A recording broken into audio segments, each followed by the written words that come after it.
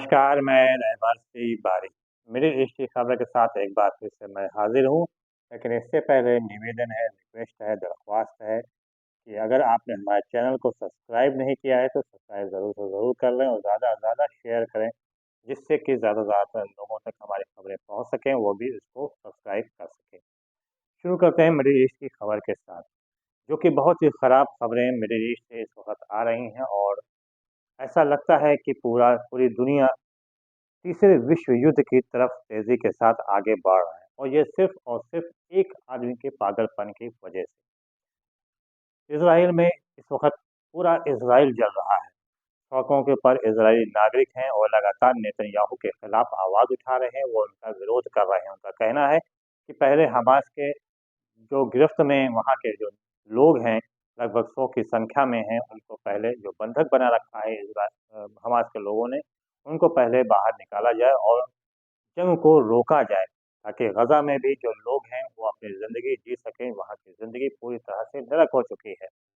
Israel की सड़कों पर यहाँ तक कि जो वहाँ का जो राजधानी तेल अबीब है, वहाँ भी लोगों ने हड़कंप मचा रखा है, अफरा-तफरी का माहौल है, सड़क पर उतर आए हैं, लगातार धरना प्रदर्शन किया जा रहा है, लेकिन इसके बाद भी नेतन्याहू पर इसका किसी तरह का कोई असर पड़ता हुआ नज़र नहीं आ रहा। यहाँ तक कि इसराइल के जो लोग हैं वो ये भी कह रहे हैं कि वे सब पूरी की पूरी तरह से जो पूर्व रक्षा मंत्री गैलेंट थे उनके साथ में हैं, उनको जो बर्खास्त किया गया वो पूरी तरह से गलत है और उनको वापस लाया जाए, इसकी भी मांग लगातार की जा रही है। लेकिन नेतन्याहू किसी की बात को कुछ सुनने को भी तैयार नहीं है। नेतन्याहू ने ये कहकर और भी पूरी दुनिया को चौंका दिया है कि बीते दिनों लेबनान में जो पेजर बम धमाके हुए थे उसको उससे खुद उसने ही करवाया था। अब इस बयान के बाद और भी जो जंग है वो और भी गरमा जाने की संभावना है और लेबनान की तरफ से ख़ास तौर से हिजबुल्लाह की तरफ से जो हमला है वो और तेज़ होने की उम्मीद है। आपको मालूम होना चाहिए कि पिछले दिनों ही हिजबुल्लाह ने लगभग 5,000 पेजर मंगवाए थे। उसमें से एकदम से कुछ पेजर ऐसे हुए जो गर्म हुए और उसमें धमाके होने लगे, जिसकी वजह से लगभग 40 लोगों की मौत हुई थी, जिसमें कुछ बेगुनाह भी थे और कुछ हिजबुल्लाह के लोग भी थे।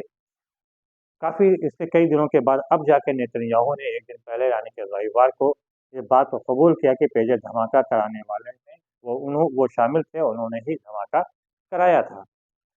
इसे लेने के बाद हिजबुल्लाह ने सीधे तौर पे कहा है कि वो इसका करारा जवाब देगा और इसका तेल अवीव से लेकर पूरे इज़राइल में जगह-जगह वो अब और भी अपने हमलों को तेज़ कर देगा। तो वहीं तीसरी जो सबसे बड़ी खबर आ रही है सामने वो ये है कि कतर ने अपना हाथ हमास और इज़राइल के बीच में जो समझौता चल रहा था, बातचीत चल रही थी, उस बातचीत को उसने रोक दिया और अपना हाथ पीछे खींच लिया है। कतर ने कहा कि वो अब इस बात दोनों के बीच में किसी भी प्रकार की कोई बात करना नहीं चाहता है। वजह भी उसने बताई कि इज़राइल जो है किसी बात को सुनने को तैयार नहीं है और ऐसे में जब दोनों तरफ से कोई बात आगे बढ़ेगी तभी वो बीच में मध्यस्थता कर सकता है। उधर अमेरिका ने 1 दिन पहले जो खबर सामने आई थी कि कतर के ऊपर लगातार दबाव बना रहा है कि वहाँ से हमास के जो दफ्तर है, हमास के जो लोग रहते हैं उनको वहाँ से बाहर निकाला जाए और ये भी एक सूचना सामने आई थी कि कतर ने इन लोगों को नोटिस भी जारी कर दिया। लेकिन आज कतर ने साफ तौर पे कहा कि उसने इस तरह की कोई भी नोटिस जारी नहीं किया है। हाँ, ये ज़रूर है कि अमेरिका द्वारा उस पर लगातार दबाव बनाया जा रहा है कि हमास को अपने अंदर से अपने यहाँ से हटाया जाए।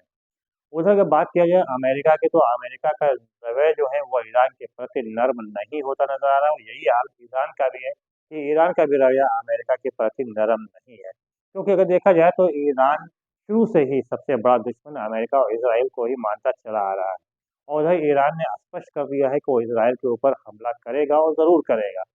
कल रात में भी ईरान के supreme leader Ayatollah Sayyed Ali Khamenei ने इस पे कहा कि वो इज़राइल पर हमला करेंगे और ऐसा हमला होगा कि इज़राइल की 7 पुश्तें भी याद रखेंगी। तो इसको लेकर ईरान पूरी तरह से तैयारी कर रहा है और इस बार जो हमला करने वाला है वो बहुत ही मजबूत हमला करने वाला है।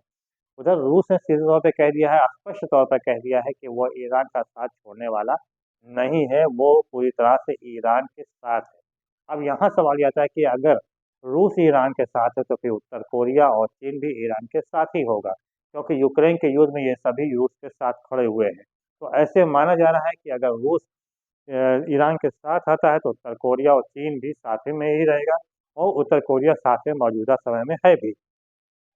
अब अगर इसराइल के ऊपर हमला ईरान करता है और फिर जवाबी कार्रवाई इसराइल की तरफ से या अमेरिका की तरफ से अगर की जाती है, तो फिर विश्व युद्ध होना तय है। अब ऐसे में माना जा रहा है कि डोनाल्ड ट्रंप की तरफ सभी की निगाहें कि वाक़ई वो अब उनका कदम क्या होगा। लेकिन जिस तरह से डोनाल्ड ट्रंप की बातें हैं और डोनाल्ड ट्रंप की जो पूर्व में 4 साल उन्होंने राज्य किया था, सत्ता सँभाली थी, तो कभी भी अपनी बात पर खरे नहीं उतरे थे।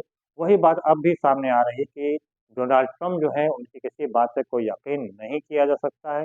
ऐसे में ईरान जो है, उसकी निगाह अमेरिका की राजनीति से भी बहुत गहराई से लगी हुई है और देखना ये होगा कि आने वाले दिनों में ये जंग और किस मोड़ पर जाती है। वहीं बात किया जाए हिज़्बुल्लाह और इज़राइल के युद्ध की बात किया जाए तो इज़राइल ने लेबनान और गज़ा में हमला किया जिसमें लगभग 74 बेगुनाहों की मौत हो गई, जिसमें ज़्यादातर बच्चे और महिलाएँ हैं। तो वहीं हिज़्बुल्लाह ने भी ड्रोन हमला किया है और उस ड्रोन हमले में सिटी पोर्ट, मेथुला और शेमोरा 3 स्थानों पर इज़राइल को भारी नुकसान उठाना पड़ा है और ख़ास तौर से शेमोरा में एक ऐसा हेडक्वार्टर जो कि मिसाइलों का ज़ख़ीरा जहाँ पे था, उसको उड़ाने की बात हिज़्बुल्लाह ने दावा किया है। बहरहाल अभी इज़राइल की तरफ से इसकी कोई पुष्टि नहीं की गई, तो बहरहाल देखना ये हो कि आने वाले दिनों में ये जंग किस मोड़ पर जाती है फिलहाल। बस इस बारी को दीजिए इजाज़त। बहुत-बहुत धन्यवाद। जय हिंद, जय भारत। Yeah.